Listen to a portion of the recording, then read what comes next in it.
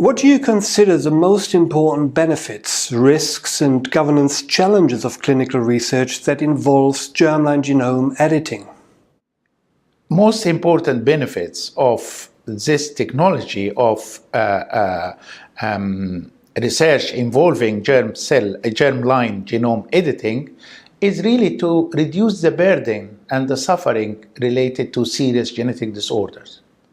Currently, there are ways to deal with these genetic disorders, but usually they are inadequate. Either the treatment is not able to allay all the symptoms, or the intervention, such as inducing abortion, for instance, it's not a pleasant intervention and better avoided, or pre-implantation genetic diagnosis where the genetic condition can be diagnosed before implanting the embryo, something that is done, and I speak from position of authority as a director of one of the largest pre-implantation genetic program in the country.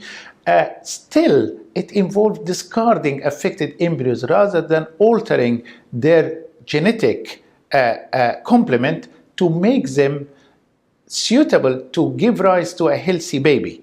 This is fantastic benefit as long as we are reassured that the risks involved are not significant and the benefit, generally speaking, far outweigh any potential risk. Of course, we are a long way away from establishing this, but I would sincerely hope that the scientists and all the stakeholders work together to advance work in this area so that safety is assured, the public is reassured that this is a safe option, and it finds its way to application in clinical practice.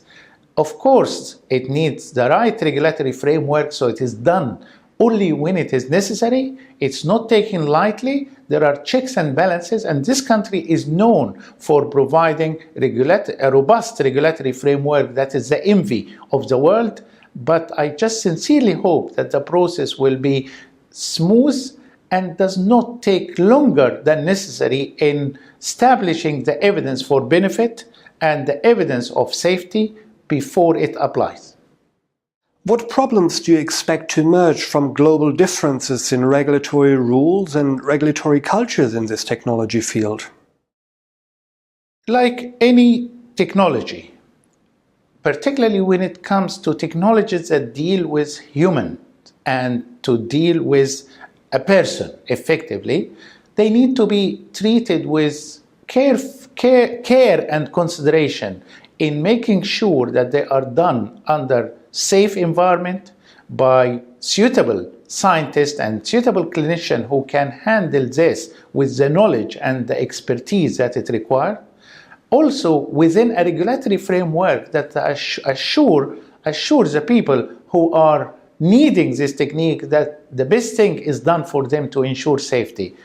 Unfortunately, like any technology, sometimes people adopt the technology without so much emphasis on establishing evidence of safety, while in some quarters, every consideration will be given to establish safety and effectiveness before it is applied. So this bit of divide, and people will be kind of understandably keen to get in there first, but this should never come at compromising safety and effectiveness of this pioneering technology.